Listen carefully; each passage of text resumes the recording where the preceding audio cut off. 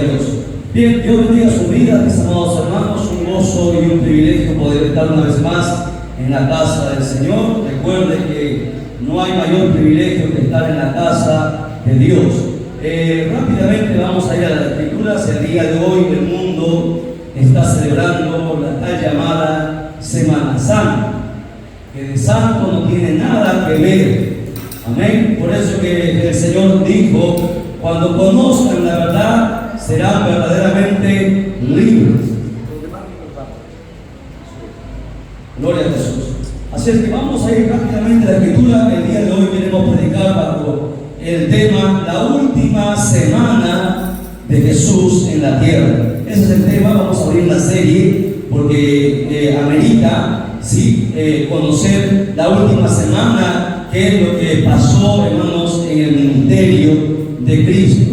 La última semana del ministerio de Jesús es el tema en esta hora. Vamos a ir al libro de San Juan, capítulo 18, verso 1 en adelante.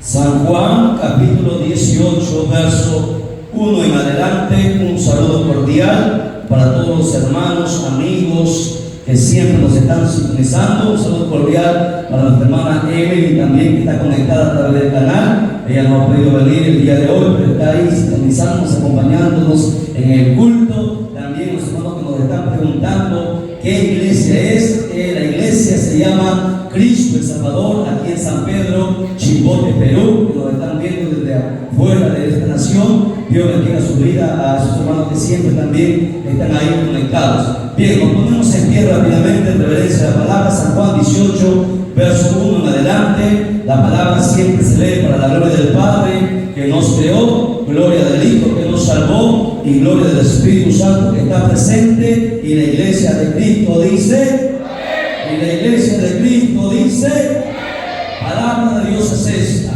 Habiendo dicho Jesús estas cosas, salió con sus discípulos al otro lado del torrente del Cedrón, donde había un huerto, en el cual entró con sus discípulos. Y también Judas, el que le entregaba, conocía aquel lugar porque muchas veces Jesús se había reunido allí con sus discípulos. Judas, pues, tomando una compañía de soldados y alguaciles de los principales sacerdotes y de los fariseos, fue allí con linternas y con antorchas y con armas. Pero Jesús, sabiendo todas las cosas que le habían de sobrevenir, se adelantó y les dijo: ¿a quién buscáis? Le respondieron: a Jesús Nazareno. Jesús le dijo: yo soy. Y estaba también con ellos Judas, el que lo entregaba. Cuando les dijo: yo soy, retrocedieron y cayeron a tierra. Oramos. Padre Dios del cielo y de la tierra, gracias de todo corazón te damos por habernos concedido un día más de vida en esta tierra. Gracias por el privilegio de estar en tu casa, Padre mío. En esta hora nos humillamos ante ti, pidiéndote perdón por nuestros pecados, por nuestras faltas, por nuestras fallas, Dios eterno, pidiéndote, amado Dios de la gloria, que seas tú tomando control de nuestra vida, de nuestro cuerpo, alma y espíritu en esta hora. Mientras tu palabra es predicada, Padre mío, seas tú libertando, seas tú consolando, seas tú sanando, seas tú bendiciendo, seas tú dando vida a cada uno, Padre mío, de los que necesita, tanto de los presentes como aquellos que están, Señor Dios mío, a través de las redes sociales, o aquellos que todavía van a ver estas predicaciones, bendito Dios, en los días que aún queda, Señor Dios mío, en esta tierra. En el nombre de Jesús, bendito Padre, atamos al hombre fuerte, atamos a todo principado, a todo potestad, a todo espíritu que no glorifica tu nombre en esta hora, en el nombre de Jesús. Todo poder del diablo en esta hora es cancelado en el nombre de Jesús, porque hay poder en la sangre de Cristo Jesús y el diablo no tiene parte en nosotros. Bendito Dios, declaramos la victoria en el nombre que es sobre todo nombre, en el nombre de Cristo Jesús nuestro Señor. Amén. Amén. Tome asiento, por favor. Mantenga la Biblia abierta. El diablo tiembla porque va a escuchar esta verdad que nunca se le dice. La última semana del ministerio de Jesús. Hoy, escuche bien, ha empezado ya en el mundo entero una gran mentira. La mentira de la tal famosa llamada Semana Santa. que de santa no tiene nada que ver, porque es una semana donde los satanistas, los brujos, los hechiceros, los demonios, principados, potestades y el mismo diablo festejan, porque lo que ellos celebran en esta semana es como ellos golpearon al maestro, como ellos lo escupieron, como ellos lo crucificaron, como ellos lo mataron, según dicen ellos. Eso es lo que celebran ellos, y esa doctrina se está enseñando en el mundo entero, diciendo que el diablo triunfó, hermano, sobre Cristo, porque lo mató. Aquel que vence es aquel que queda con vida, y el que quedó con vida es el diablo, y Jesús murió. Eso es lo que se les enseña a los satanistas. Pero sin embargo, la otra cara de la moneda, los cristianos celebran como Jesús vino aquí y pasó de repente lo que pasó, y que bueno, que fue al cielo, resucitó, y todo lo hacen de repente de una manera, a su manera de pensar de ellos, pero no es a la manera de pensar de ustedes. El mundo entero ha sido engañado por el diablo, porque la Biblia dice que el diablo es padre de toda mentira. Lo que se celebra hoy, la gente que dice acordarse de Dios, durante todo el año no se acuerdan de Dios, pero quieren en estos 2 días, y ni siquiera una semana, sino en estos 2 días, donde es un periodo largo, acordarse de Él para salir a divertirse, a tomar, a pasear, a fornicar, a adulterar, porque eso es lo que se hace y nadie dice nada de esto.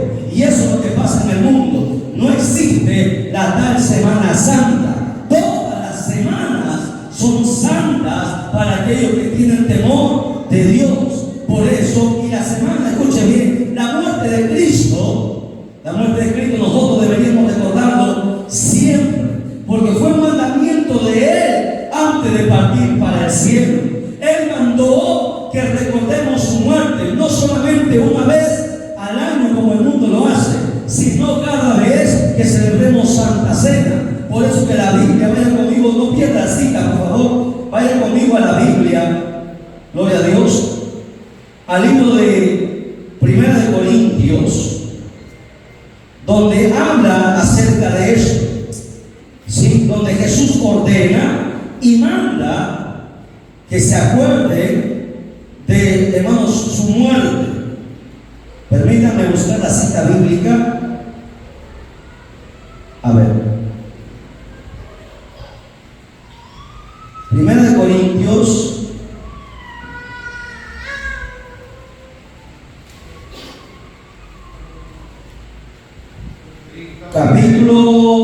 vamos a ir al capítulo 11.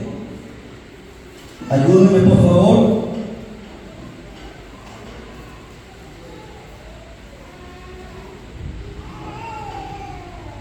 La muerte del Señor anunciada. Se me fue la cita bíblica ahí.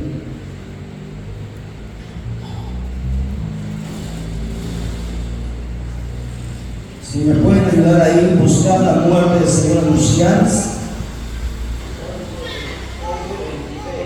Ahí está, sí.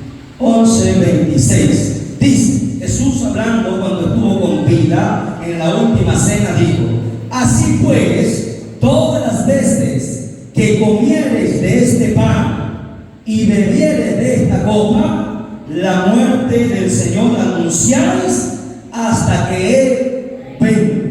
Es cierto que Cristo mandó siempre recordar su muerte. Sí, la muerte que Él tuvo. ¿Por qué? Porque recordando su muerte, también nosotros anunciamos que Él también vendría por nosotros. San Juan capítulo 18, el texto que hemos empezado nosotros a lecturar, habla esa última semana que Jesús pasó en esta tierra. Y vamos a ver a detalle en una serie de varios videos qué es lo que pasó, qué es lo que aconteció con el Señor, porque lo que muestran en las películas de Hollywood nada tiene que ver con la Biblia, muchas veces tan distante de la Biblia. Hoy queremos ver al Señor en toda su profundidad, en toda la pasión que Él tuvo al entregar su vida por nosotros. El apóstol Juan describe esta última semana y dice que Jesús se apartó con sus discípulos al huerto. Usted conoce qué huerto es el huerto de Getsemaní. el cual estaba dividido o separado o unido por un torrente llamado el torrente de Cedrón. Torrente significa corriente que fluye. Este torrente estaba entre la ciudad de Jerusalén y el huerto de Getsemaní. En medio estaba ese torrente. Y Jesús siempre tenía la costumbre de varias veces ir a ese lugar, porque era un lugar donde no había, hermanos, bulla, donde no había de repente algo que los pudiera distraer. Y en ese lugar era donde el Señor pasaba mucho tiempo con sus discípulos, y lo que hacía ahí era orar. Se apartaba para orar, para tener comunión con el Padre. La Biblia dice en el verso 2 que Judas también conocía el lugar, porque él sabía, hermanos, el Señor los había llevado varias veces, dice ahí, a ese lugar. Judas, usted sabe, que había caído en la gracia, había permitido, a pesar de ser apóstol, había permitido que el diablo entrara en su corazón y lo pudiera usar. Por eso recuerde que los ministerios no son infalibles, ni los talentos, ni los dones, ni los ministerios, nada es infalible, porque Judas fue apóstol y cayó.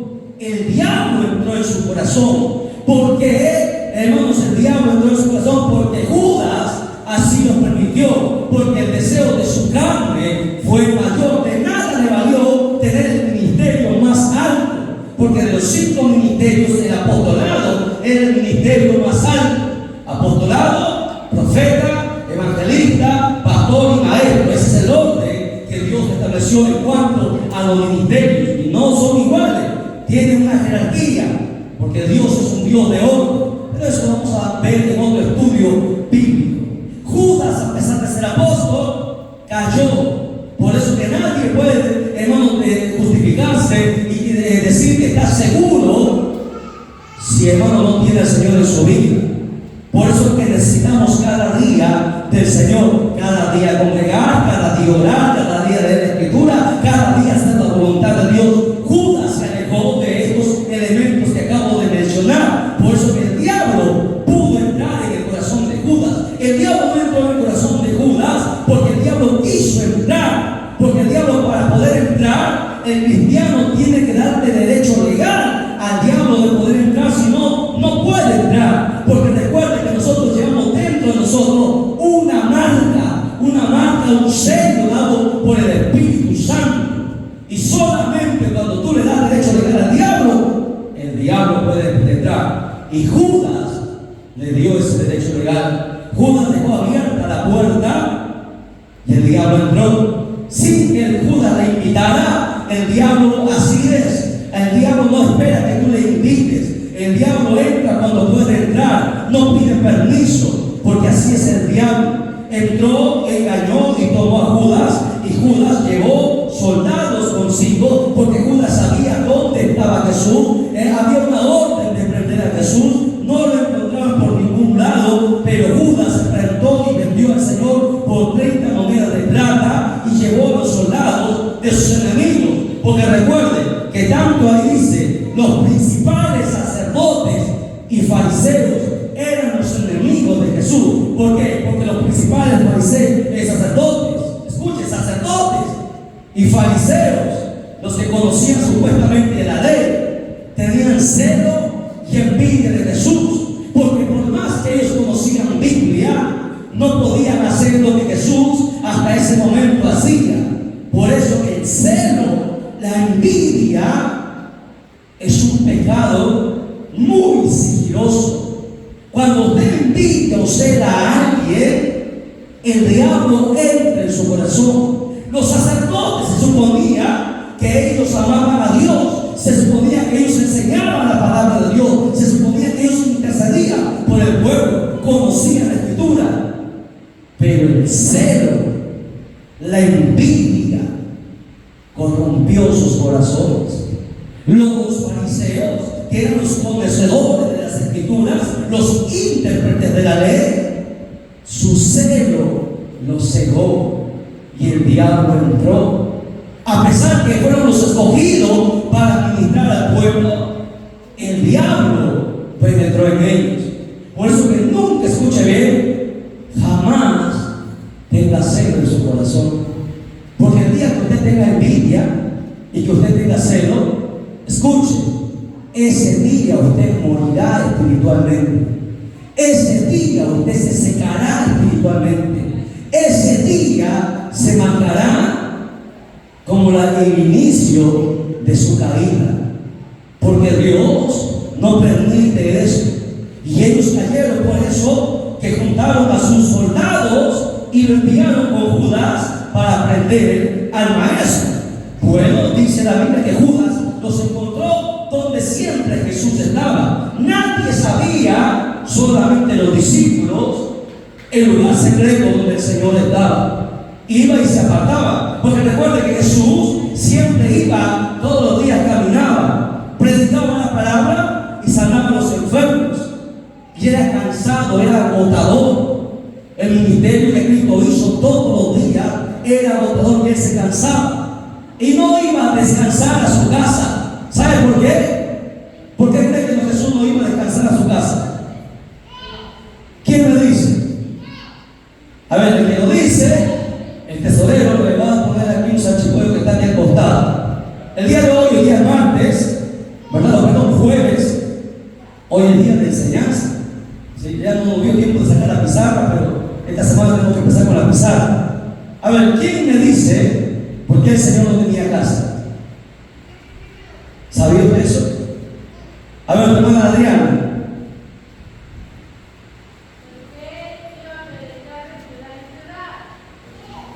No, bíblicamente. Bíblicamente. Claro que iba a predicar de ciudad en ciudad. Pero hay un texto que señala que Jesús no tenía casa. Ah, por ahí va. ¿Cuál es? Nadie, estamos grabando. La Biblia dice, Jesús mismo hablando, el Hijo del Hombre no tiene ni un lugar donde recostar su cabeza. No tenía casa. Era errante y, como decía hermana Adriana, iba de ciudad en ciudad predicando la palabra.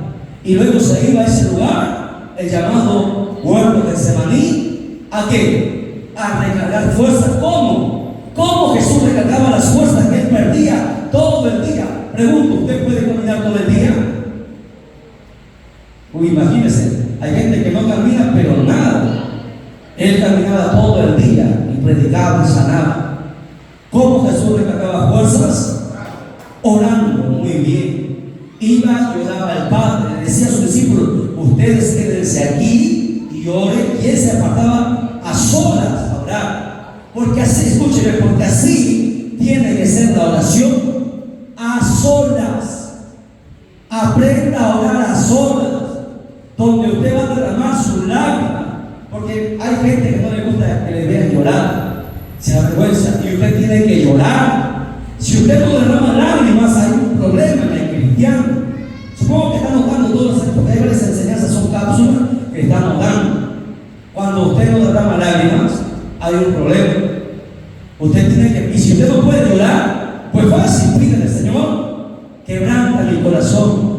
Necesitamos llorar. Si la Biblia dice que Jesús lloró, porque en el lloro, escuche bien, está la humillación. Y Dios dice, la Biblia, que a los soberbios los aborrece, pero a los humildes, a los que se humillan, ¿qué hace Dios? ¿Qué? Fuerza, fuerte, no escucho, estamos grabando. Lo exalta. Al humilde lo exalta. ¿Usted quiere tener victoria? ¿Usted quiere que Dios escuche su oración? Derrame lágrimas. Toda oración sin lágrimas, aunque muchos líderes se van a molestar, no es oración. Vuelvo a repetir, toda oración sin lágrimas no es oración. La oración es con lágrimas, es con cariño, porque la oración tiene que sentirse. Tu corazón tiene que estallar delante de Él. Te estás presentando delante de Él y te estás humillando. Y delante de Él nadie puede resistir. Por eso que cuando no hay lágrimas, pidamos al Señor. Dígale así: Señor, Tú eres el martillo que quebranta la piedra. Quebranta la piedra de mi corazón. Enséñame a llorar. Enséñame. Y usted verá que recién su oración empezará a tener efecto. Bueno, son secretos. Bueno, avanzamos.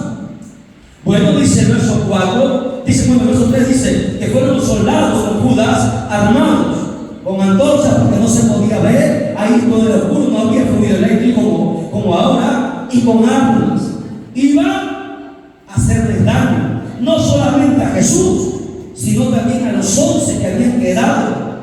Los sacerdotes, los fariseos, querían matar a Jesús y matar a sus discípulos para que no se extendiera su fama, porque no bastaba solamente con Jesús, tenían que matar también a sus discípulos, porque así es el diablo. El diablo vino a hurtar, matar y destruir. ¿Ok? Verso 4. Cuando ellos llegaron hasta el huerto de Getsemaní, dice el verso 4, lea conmigo, todos estamos en San Juan capítulo 18, verso 4, los que nos están utilizando recién que se conectan al canal, dice, pero Jesús, sabiendo todas las cosas que le habrían de sobrevenir, hasta ahí hay una coma. Ahí que usted ve, a ver, hermano Juan, vamos a preguntar, todos los que están conversando, durmiendo, se les voy a hacer una pregunta. A ver, hermano Juan, esa partecita que hemos leído, ¿qué puede rescatar de ahí? Ya, Jesús sabía, dice, Jesús sabiendo que algunas cosas, todas las cosas, ese es uno de los atributos de quién. ¿Quién es el que sabe todas las cosas? Dios es uno de los atributos de Dios. ¿Cómo se llama ese atributo? A ver, Elmer, ¿cómo se llama ese atributo? Elmer. Omnisciencia.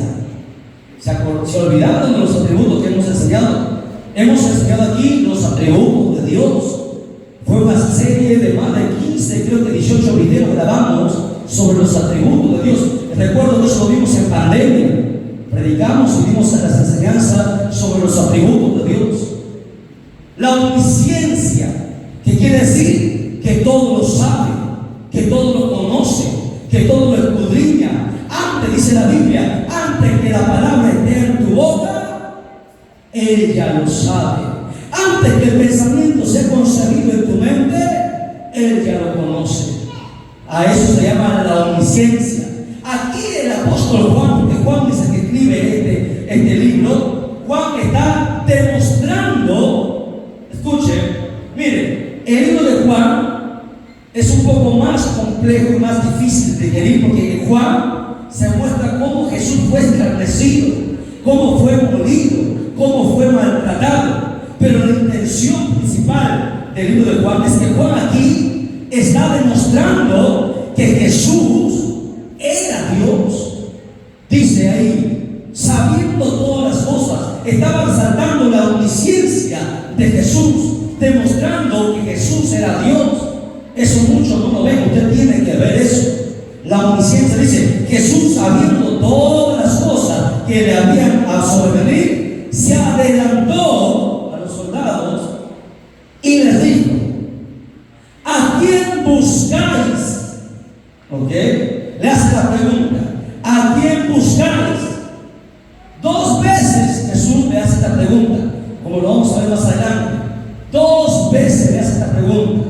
¿Por qué?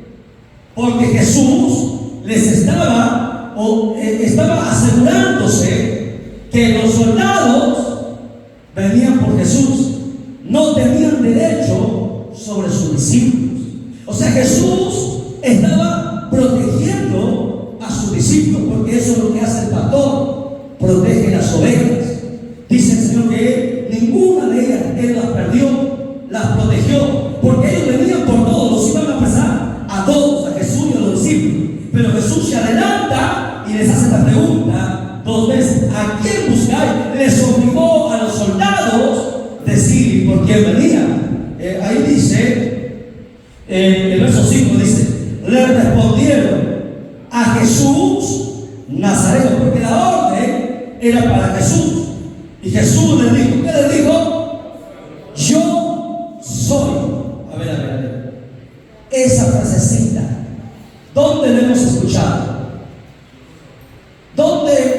apareció por primera vez esa frase, yo soy.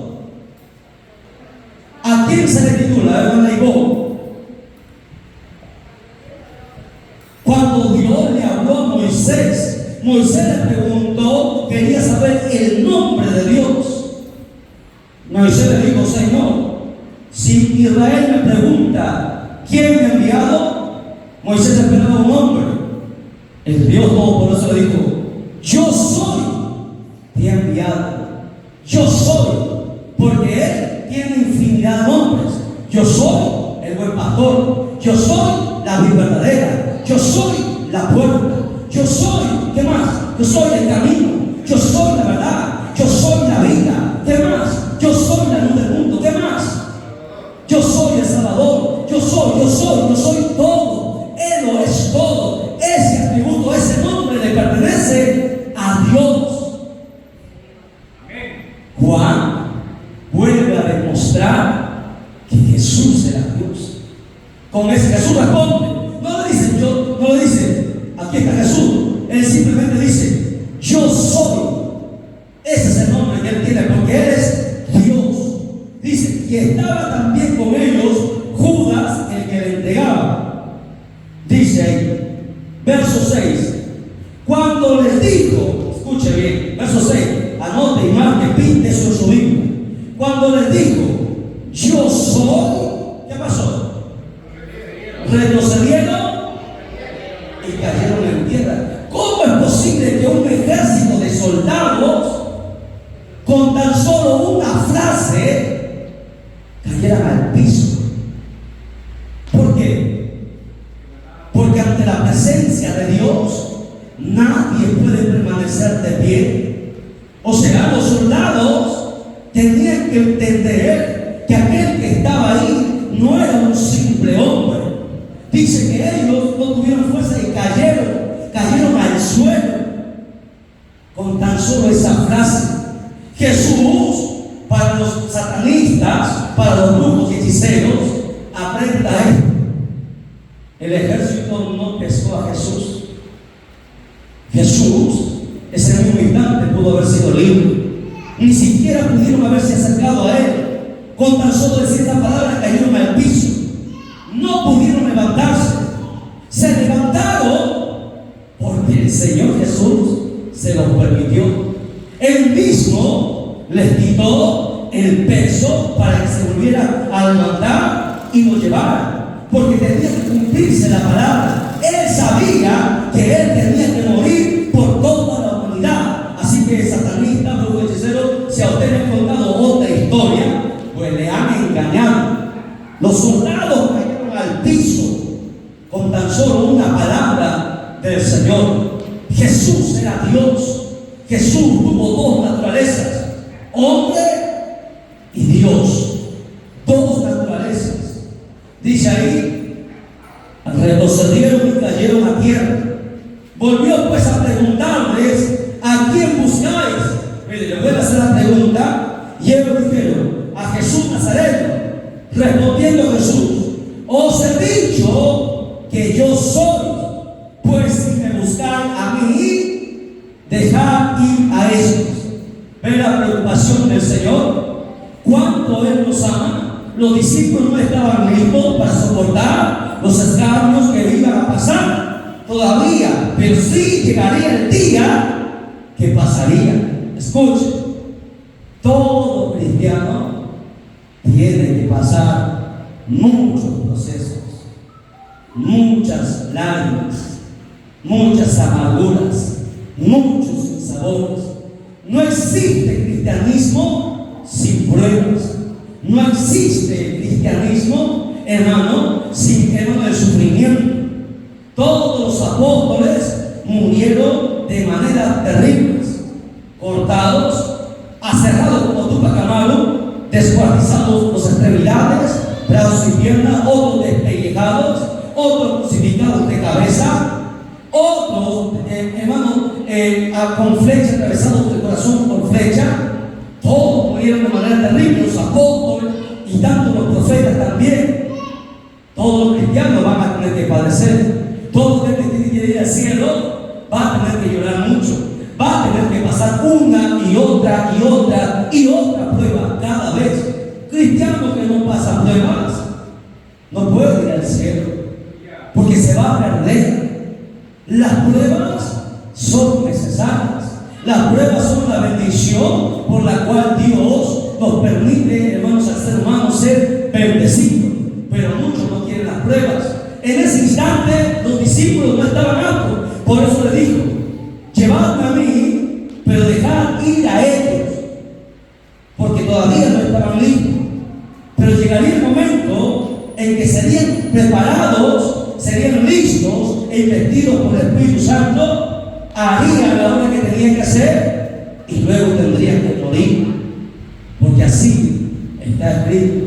Así que no me venga usted con que ya no puedo, con que ya hasta aquí nada más llegué. El que es de Dios permanece para siempre. Repito, el que es de Dios permanece para siempre. El Señor siempre nos va a cuidar cuando nosotros todavía no podemos, pero cuando ya estemos listos, mandará las pruebas, porque a través de ellas seremos promovidos. Dice la Escritura, verso 9: para que se cumpliese aquello que había dicho: de lo que me diste, no perdí ninguno. Aquí Jesús estaba cumpliendo la palabra, porque el Padre entregó las ovejas al Hijo, y Jesús dijo: de los que me diste, ninguno se perdió, salvo Judas, ¿verdad? Que esa es otra historia. Entonces Simón Pedro, ¿cuántos Pedros hay aquí?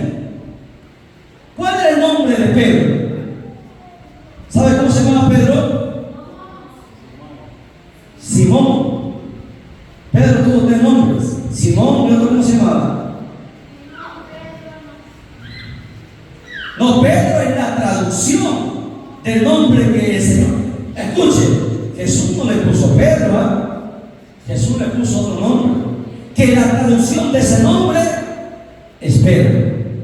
¿Cuál fue el nombre que Jesús le puso al tal llamado Simón? ¿Se acuerdan? ¿Ah? Ya queda como tarea mañana, ya busquen.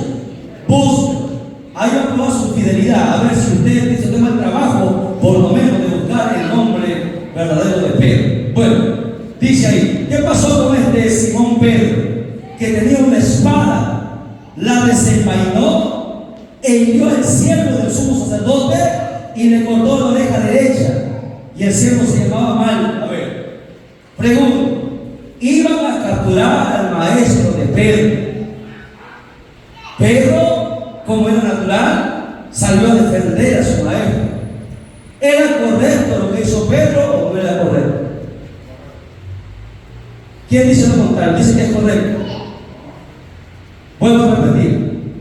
Pedro vio a los soldados que estaban armados, sacó su cuchillo, que él siempre andaba, porque Pedro andaba con el cuchillo siempre. Él no sabía que ya no es con armas físicas, ahora con el espíritu que nosotros luchamos.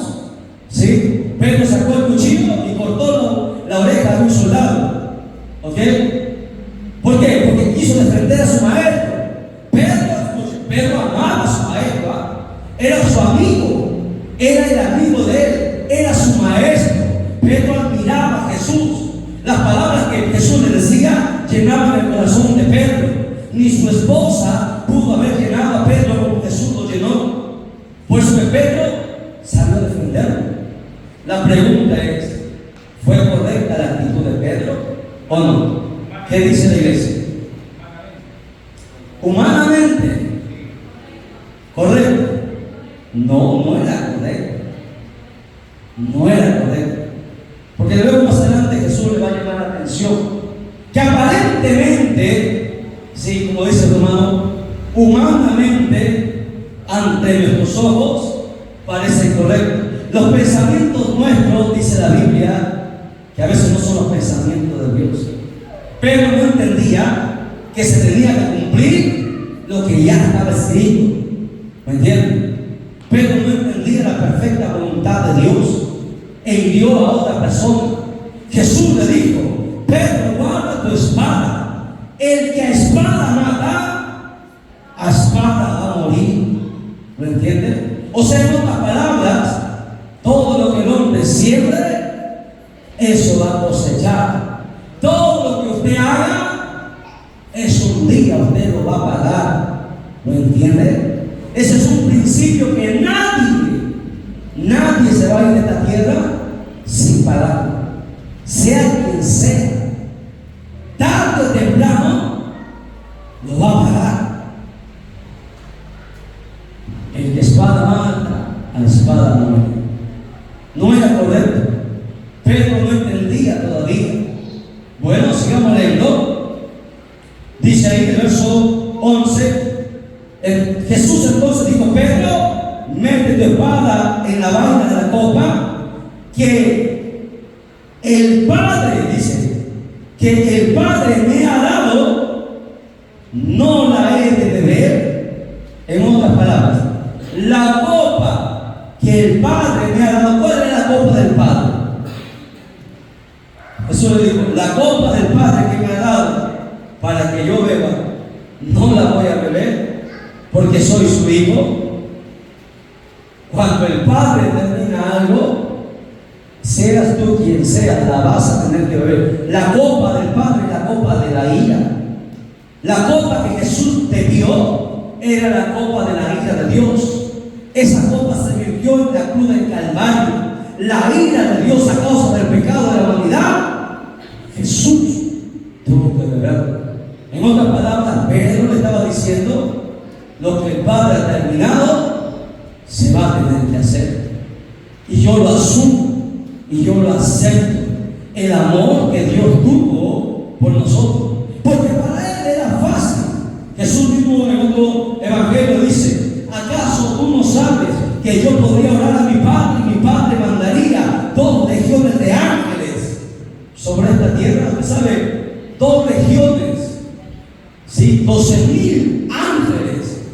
Si un ángel, dice la Biblia, un solo ángel, en una noche mató 185,000 soldados asirios, soldados de guerra, uno solo, y Dios tuvo que decirle: para allá, porque iba a exterminar toda la nación de Asiria. Un solo ángel. Y Jesús podría pedir 12,000 ángeles. O sea, Roma no tenía nada que hacer en contra de Jesús. Jesús aceptó el destino, la voluntad del Padre por amor a esta humanidad. Aquí empieza la última semana del Mesías, la última semana del ministerio de Cristo. Este es el primer video que estamos grabando y vamos a ver y desmentir toda la mentira de Semana Santa. Y ya para terminar digo esto: Semana Santa es una de las 7 semanas satánicas. Escuchen bien. Semana Santa es una de las 7 fiestas satánicas en el año. Existen 7 fiestas satánicas: Navidad, Semana Santa, Halloween, el Día de los Muertos. Y eso ya hemos enseñado, hermanos, aquí en la iglesia, en la escuela bíblica. El diablo baja 7 veces al año, una vez por cada semana que se celebra, cada fiesta que se celebra. No puede bajar más tiempo. Un día baja a hacer estragos. Bueno, la iglesia tiene que orar. Hoy, mañana, esta semana van a acontecer muchas cosas terribles. Y ya empezó. ¿Usted ha escuchado la noticia? Un joven entró a una escuela de niños y ha matado a 4 niños. 4 o 7 niños, no recuerdo. 4 niños de jardín, así como yo. Entró el joven, plum, plum, plum a los niños, y a otros no los ha podido matar. Ha disparado a más de 12. Los otros están gravemente heridos en el hospital. No se sabe si van a vivir o van a morir. Porque empezó esta maldita semana, una semana del diablo. Por eso que la iglesia que conoce la verdad tiene que orar, tiene que hacer la voluntad del Padre. Pongámonos en pie y glorifiquemos al Padre, al Hijo y al Espíritu Santo. Gloria a Dios, gloria a Dios, gloria a Dios. Dios lo bendiga.